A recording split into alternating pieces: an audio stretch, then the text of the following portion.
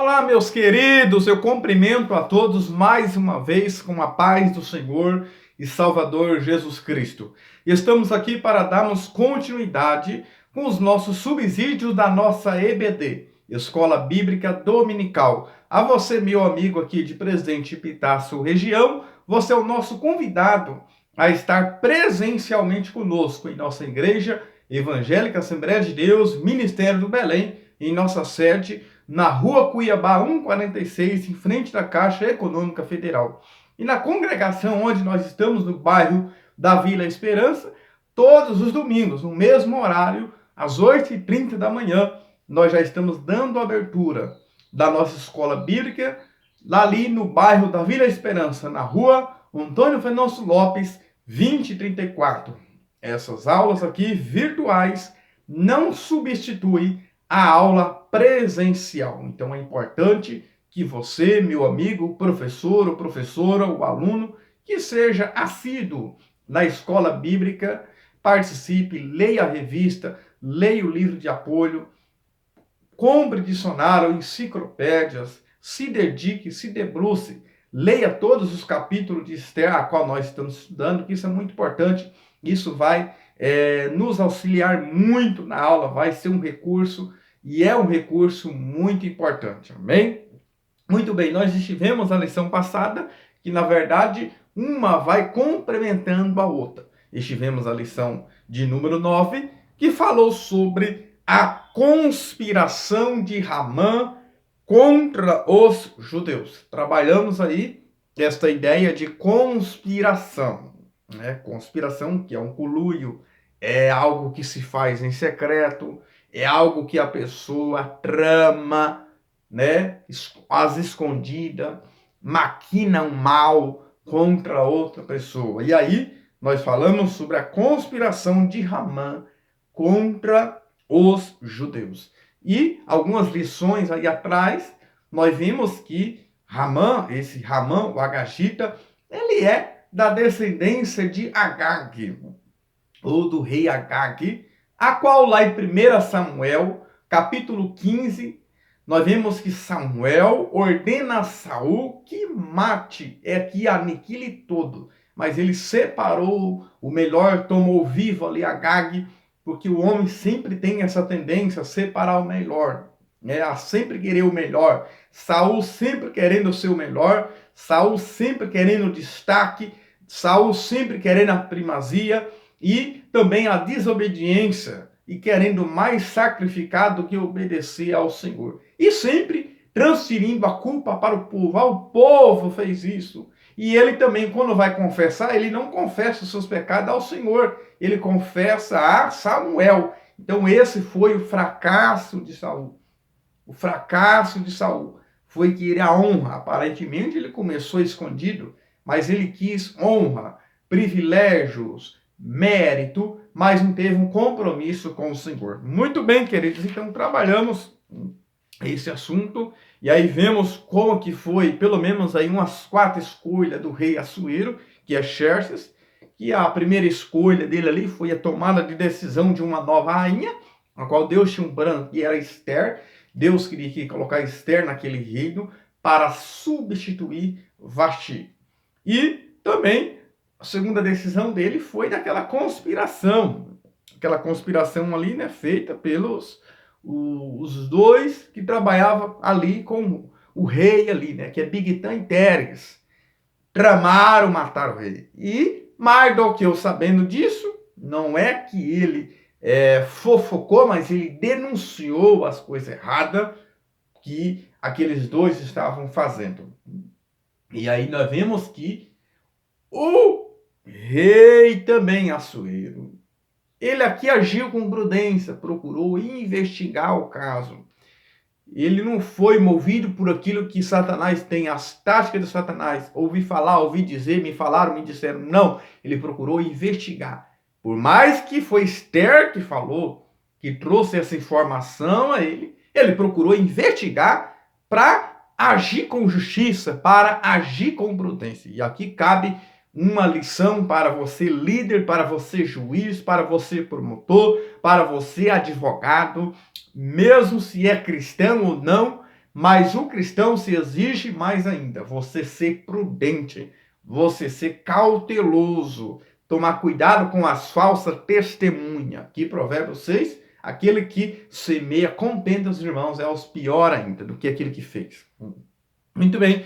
E a terceira decisão dele foi da exaltação de Ramã. E, olhando o texto, vasculhando o livro de Esther, a qual eu já percorri os 10 capítulos, eu percebo que foi o Ramã que fez uma manobra, uma falcatrua, né? Ele fez uma manobra para chegar àquela posição. Porque muitas pessoas querem chegar à posição querendo derrubar, querendo destruir alguém, querendo denunciar as pessoas. Veja que ele foi com a denúncia que existe um povo, né, que não quer cumprir a lei do rei, que na verdade o povo de Israel não estava fazendo nada de mal para o rei. Mas a tendência dele foi fazer fofoca ali. Diferente de Mardoqueu, que não concordou ou compactuar com a coisa errada. Porque Romanos 1,31, tanto quem consente a coisa errada também está praticando o mesmo que a pessoa que está fazendo. E a quarta decisão dele, né, foi do decreto ali, oficializando a festa de Purim ali, né, que foi oficializada. Então foi uma ação com prudência.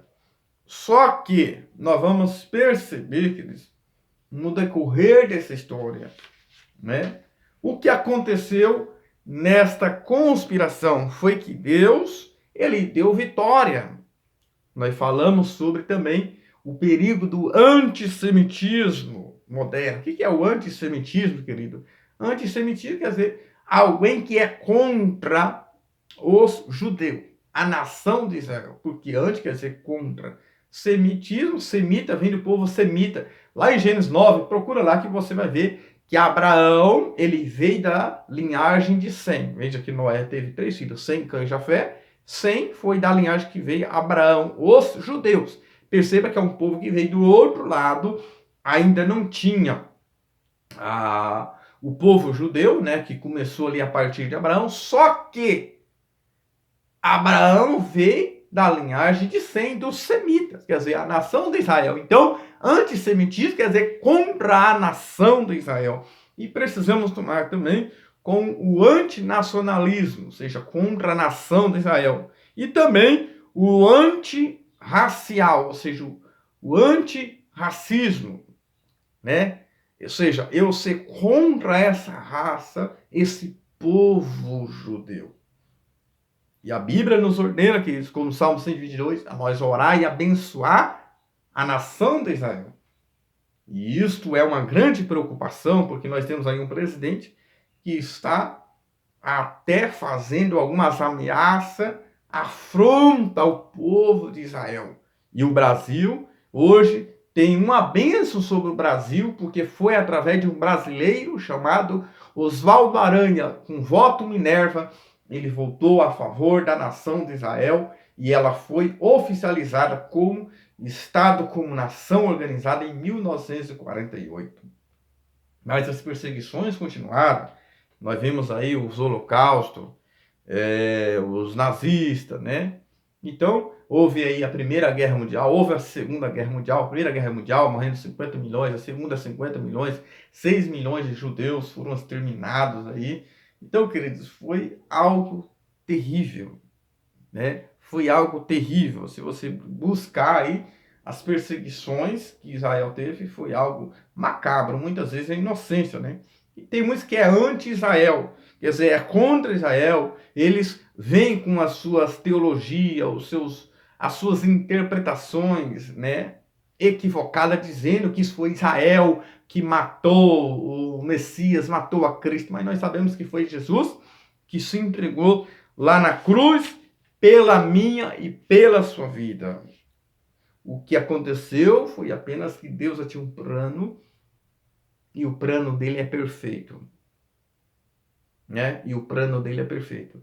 Jesus precisava passar por todo aquele processo para chegar até a cruz, né? Para chegar até a cruz. Então nós vamos estar trabalhando hoje a lição de número 10, que vai ser dia 8 de setembro de 2024, que é o Dia Nacional de Missões. Então isso, queridos, é muito importante a você, professor ou professora, você falar sobre missões. Muito bem. Missões, queridos, é uma ordem do Senhor Jesus.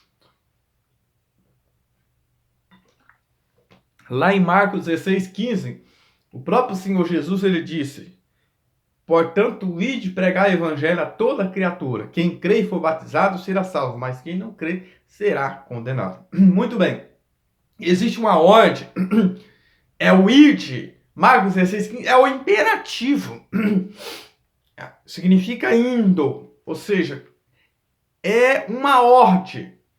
E toda ordem deve ser obedecida. Então, quando alguém te chama para fazer evangelismo, para se fazer missão, para se fazer uma visita, né? Você não queira falar, eu vou orar primeiro, se Deus revelar ou mostrar que eu devo ir. Não, você está errado, querido. Por quê? Porque o ir já é um imperativo. Eu devo pregar o evangelho aonde eu for, lá no meu trabalho. Eu devo pregar o evangelho individual, o evangelho pessoal. Eu devo pregar também, se for preciso, coletivamente. Pregar o evangelho na igreja, na escola bíblica também. É um método de também se pregar o evangelho, de convidar pessoas não cristãs para pregar o evangelho, né? Porque o propósito é integrar as pessoas e aperfeiçoar os santos. A escola bíblica, ela tem essa função. A pregação, né? Toda pregação tem parte ensino, todo ensino tem parte de pregação. Então, é uma forma de pregar o evangelho também. Então, professor e professora, incentive.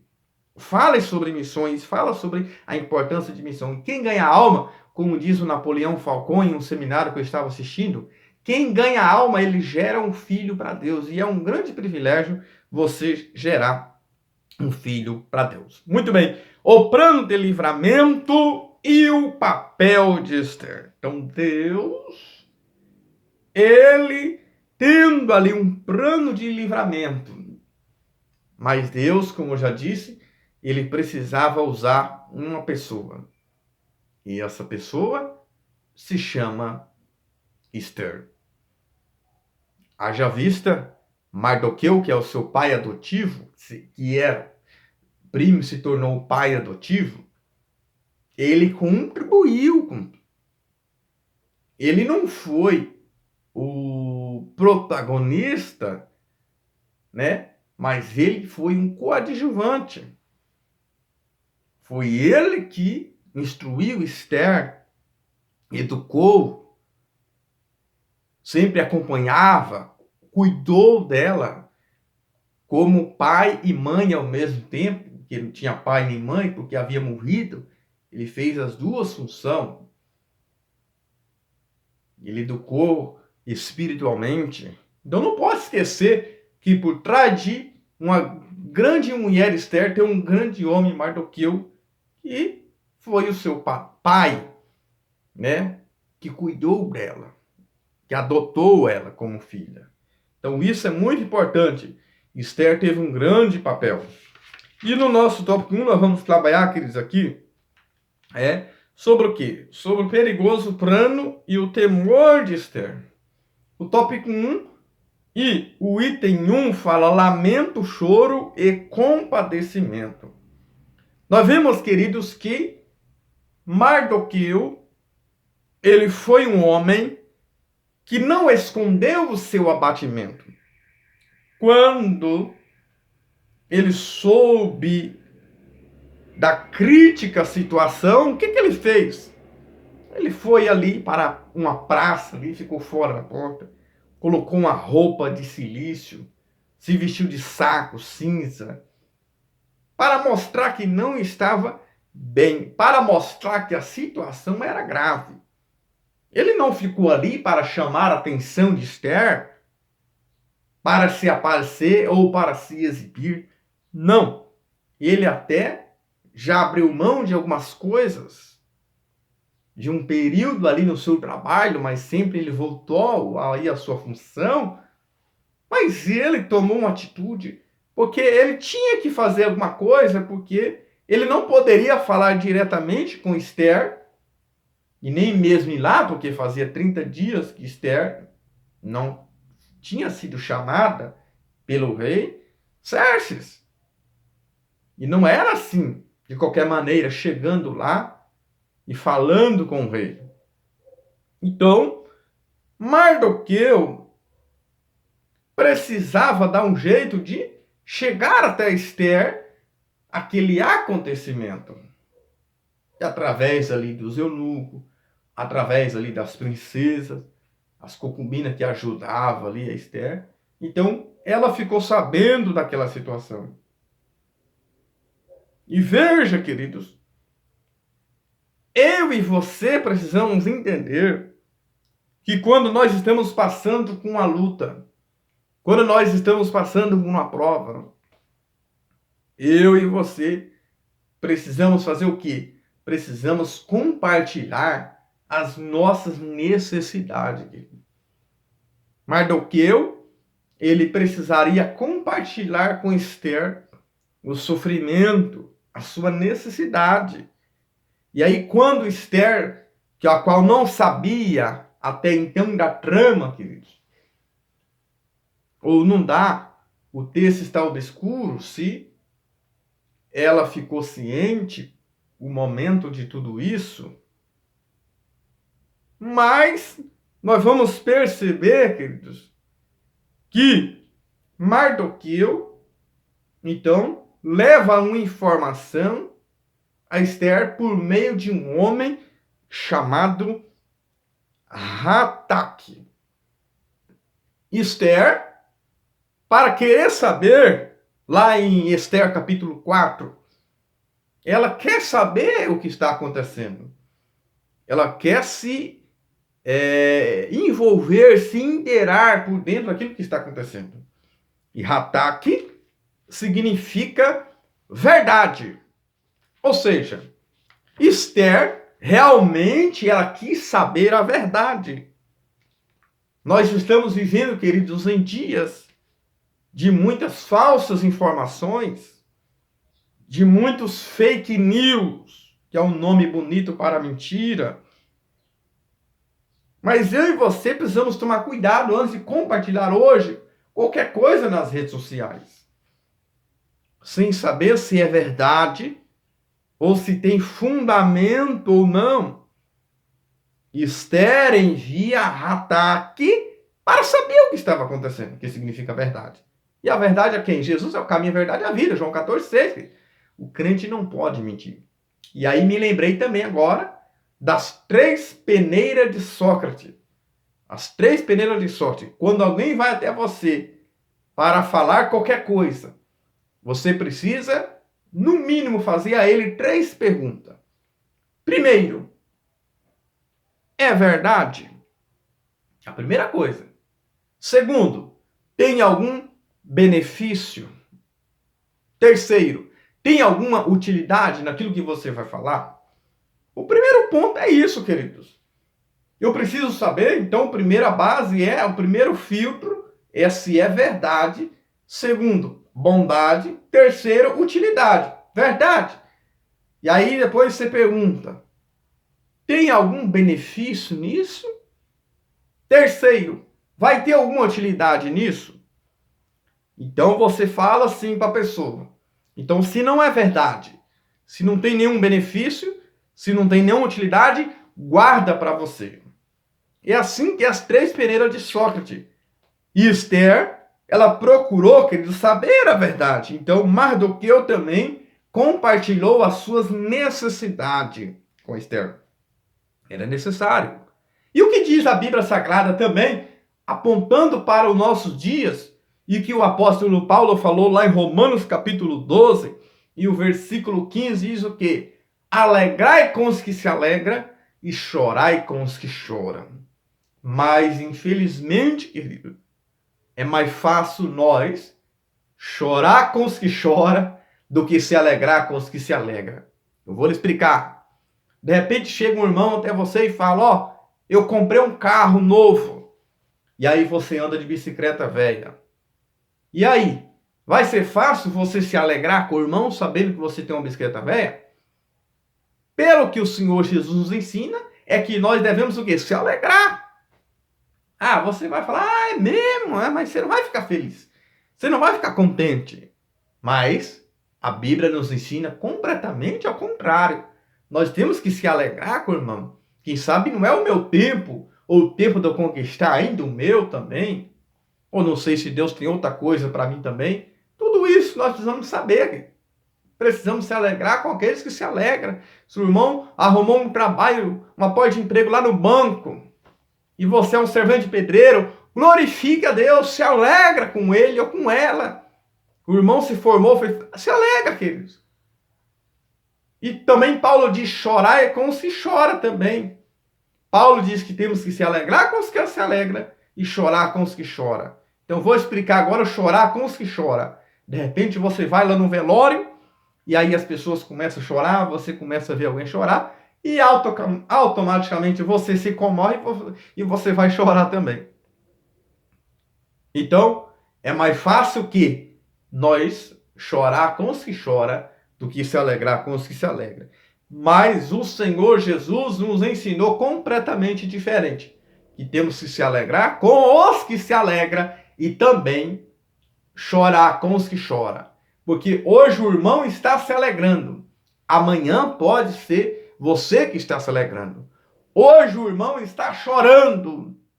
E Paulo ensina ainda, aliás, Paulo não, Salomão ensina que é melhor ir na casa de luto ou em um banquete, porque no luto você sabe o fim ali, você fica mais esperto, mais preocupado com a sua vida após o além. Do que ir, Salomão fala que é melhor ir no velório do que numa festa. Porque lá no velório sabe o fim de cada um. Na festa ninguém pensa que vai viver eternamente. Então temos que compartilhar, queridos, porque amanhã pode ser eu que estou chorando. Muito bem, mas o Senhor Jesus também passou por momentos de dificuldade. Ele se encarnou, se humanizou, ele veio aqui à terra.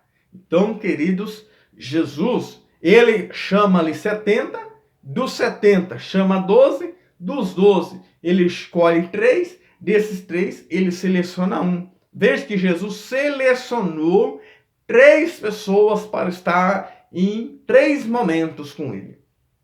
Pedro, Tiago e João. Só que tinha um que era mais íntimo, que era João. Só que Pedro, Tiago e João foi os discípulos que Jesus usou para compartilhar as suas angústias, as suas necessidades. E também momentos bons. Por quê? Porque Pedro, Tiago e João aparecem em 3 momentos com Jesus. O primeiro momento, lá em Mateus 26, lá quando Jesus vai no Getsemane, que significa a prensa do azeite. Jesus ali convocou Pedro, Tiago e João para orar ali, mas eles ficou vigiando, né? Não orou com todas as suas falhas, suas fragilidades, mas foram ali também com Jesus. Então, nós vamos perceber que ele estava ali no Getsemane. Depois, outro momento é quando Jesus vai na casa de Jairo. Ele expulsa os que ficam zombando ali, desacreditando, e ele pega Pedro, Tiago e João. Aí fica o pai e a mãe da menina e a menina e Jesus. Então, 7 pessoas somente na casa, para vivenciar aquele milagre da ressurreição de Tabita. Ou seja, já que vocês esteve comigo lá no Getsemane, estando comigo no Getsemane, eu quero que vocês compartilhem momentos de milagre comigo também. E aí, em outro momento, também lá em Lucas 9, nós vamos ver que Pedro, Tiago e João é chamado para um momento de glória lá na transfiguração, onde Jesus resolve mostrar, se revelar um pouco da glória para eles. Ou seja, eles estiveram com Jesus em momento de aflição lá no Getsemane, mas em momento de milagre na casa de Jairo, mas em momento de glória lá na transfiguração. Então, hashtag, anota aí, momento de aflição com Jesus, momentos de milagre e momentos de glória. Aleluia. Muito bem, nós vemos o ponto 2, queridos, do ponto 1 já falamos, que é um obstáculo real, né? Havia um grande obstáculo. Ninguém, queridos, poderia ir até o rei sem ter chamado, se ele não estendesse o cetro de ouro. Então, havia uma certa barreira, havia um obstáculo. Era uma questão de vida ou morte. Ou eles poderiam morrer ou ser salvos. E nós vemos, queridos, que não foi fácil. E os reis, né? Por que eles tinham isso? Para se proteger. Veja que dois ali havia feito uma trama, né, para assassinar o rei. Então, esse cetro aí era uma proteção dos reis que eles usavam, as autoridades. E aí nós vamos ver, queridos, que aquilo ali é uma proteção para ele, é para ele se proteger. Então, havia um certo obstáculo que era real, visto diante deles. Ponto 3. Fala o quê? Fala sobre um autoritarismo e morte. Veja que esse rei foi assassinado pelos oficiais do palácio em 465, a história diz, né? 8 anos depois dos episódios narrados no livro de Esther. Então, decisões autoritárias produzem muitos inimigos. Por isso que muitos ditadores são perseguidos. Então, o que Jesus ensina é nós não abusar da autoridade, abusar do poder que lhe foi confiado. Precisamos ter um espírito de mansidão, que já é o fruto do Espírito, como diz Gálatas 5:22. Precisamos agir com mansidão, com prudência, né? A mansidão nos livra de muitos importúnios. Quando atacados, Deus é a nossa defesa. Veja que quando Moisés ele foi afrontado por Miriam e Arão, ele foi orar por ela para que Deus viesse curar ela, porque sabia que Deus é a sua defesa. Deus, ele é a nossa defesa. Então, Provérbios 15 diz que a resposta branda desvia o furor. Então, o Senhor nos ensina a ter mansidão, queridos. O tópico 2 vai falar que Mardoqueu convence Esther, ou seja, confiando na providência. Veja que fazia 30 dias sem ser chamada por Assuero. Mardoqueu não se contentou com a resposta de Esther, porque Esther ficou meio balançada, né? Ou seja, só que aí Mardoqueu vai falar para ela, mandar resposta para ela dizendo assim, se você se calar, Deus vai enviar socorro de outra parte. Quem sabe para esse propósito Deus te colocou nesse jeito. Ou seja, Mardoqueu, ele motiva Esther, ele incentiva, ele corrige Esther, né? Incentiva ela, porque Mardoqueu confiava na providência divina.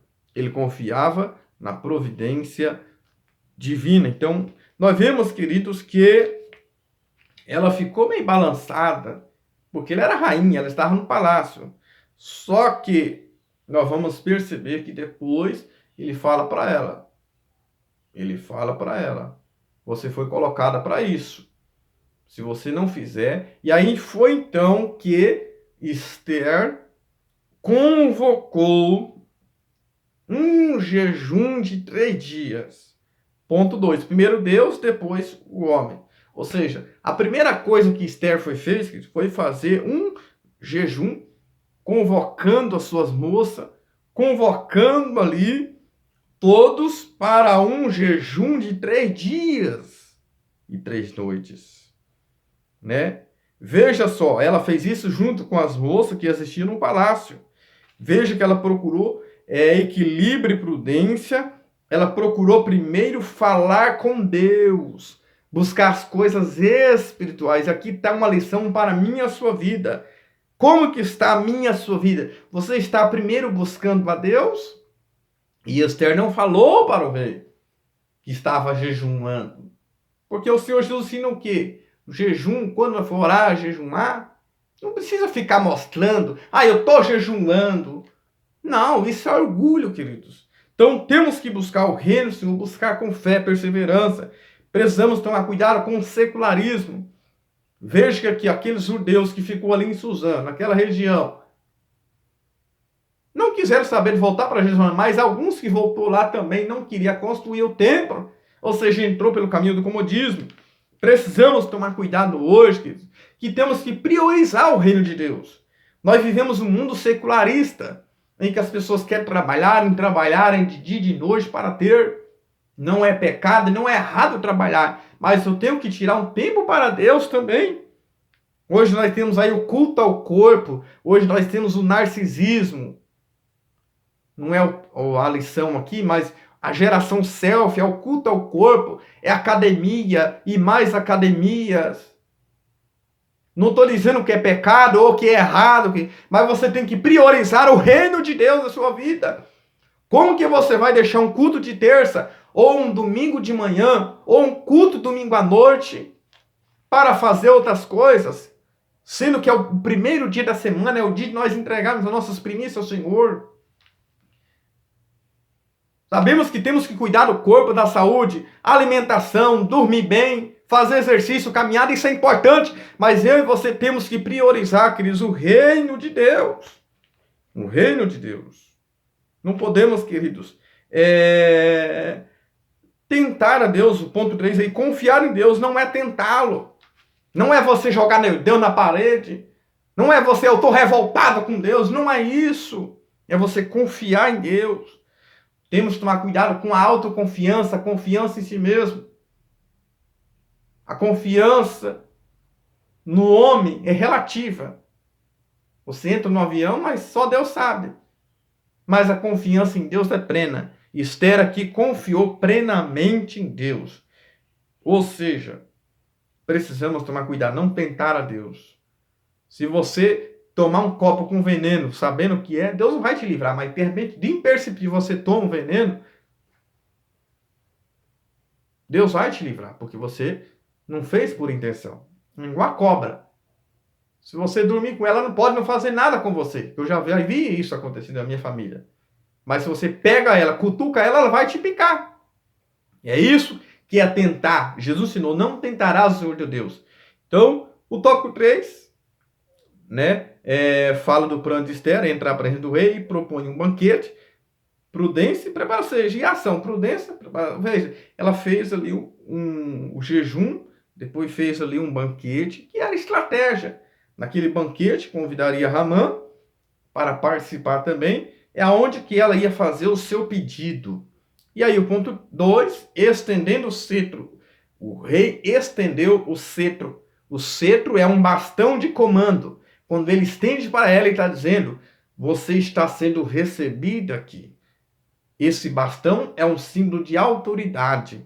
O rei aqui usou a sua autoridade. Ele deu autorização para Esther entrar à tua presença. E o ponto 3, em sintonia com Deus. Era a segunda oportunidade, mas ainda não era o momento adequado. Esther então convida Assuero e Ramã para outro banquete no dia seguinte, quando faria o seu pedido. Uma noite decisiva mudaria o curso da história.